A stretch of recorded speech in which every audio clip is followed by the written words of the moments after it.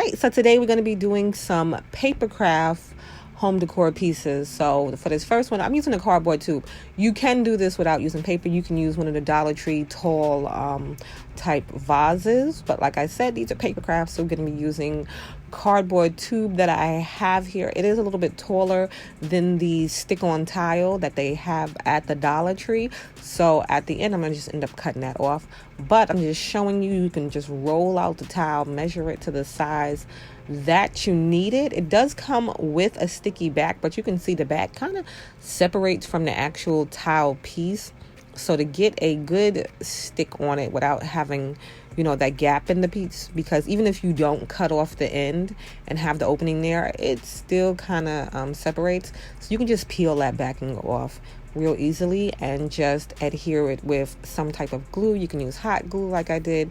You can use a strong glue, but you know, you just have to hold it and wait for it to all stick. Once everything is all nice and stuck together, like I said, I did a second one and I cut the bottom off.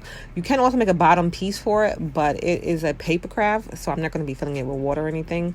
So then I spray painted it, let that dry, and I'm just going to give a light coating of this gold metallic paint over the top so you can see the details a little bit better. And you don't have to do this step, you can just leave it as is, but it gives it kind of that, you know, antique vibe, and I love the way this turned out.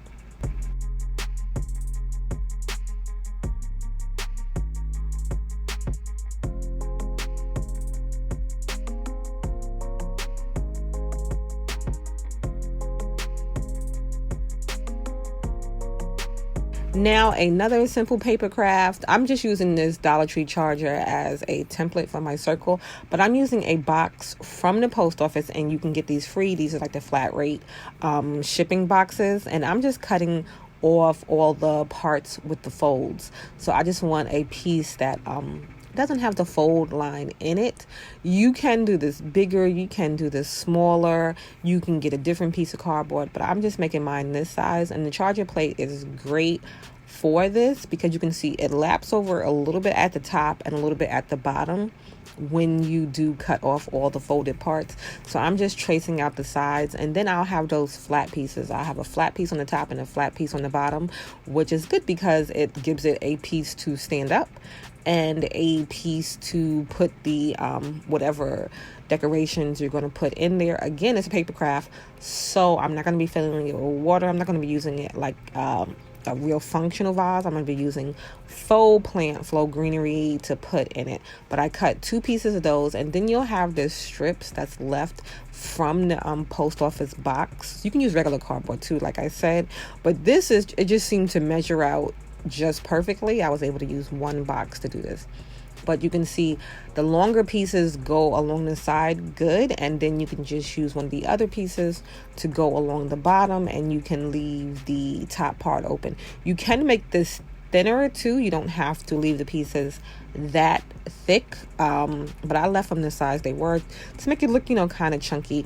I gave the pieces a little bend so that they could, you know, bend around nicely, and then I hit it with a little bit of hot glue. The hot glue is really just a hold to get it to hold in place until I tape it. So I glued those together, and again, I said I make sure I cut off the excess that was at the top, and I glued the top, the bottom, the sides, the bottom, and then I taped it up. This is painter's tape. It worked out fine, but you might want to use a masking tape because it'll, you know, stick a little bit better, because painter's tape is meant to be removed. But once I covered it, it really didn't matter. But just to make sure everything holds nice, you can tape it. I did 2 sets of tape, one way and then one another way around all of the edges, and then I just did one big strip around the whole thing.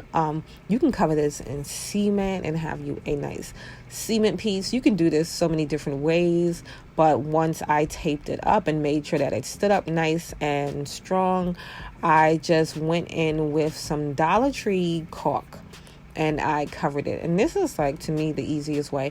You can use plaster of Paris. You can use different things to cover it, but the Dollar Tree caulk to me is just a great product because it's just so easy. You don't have to mix anything. But I covered the whole thing. You can do a little bit of the inside too, but I covered the whole outside, not the bottom, because I didn't want anything to be uneven when it stood up, because it stood up really nice. You can also smooth this out when you're done, but I wanted it to have that textured look. Once it dries, then you can go in and pick your color, and this is how it came out.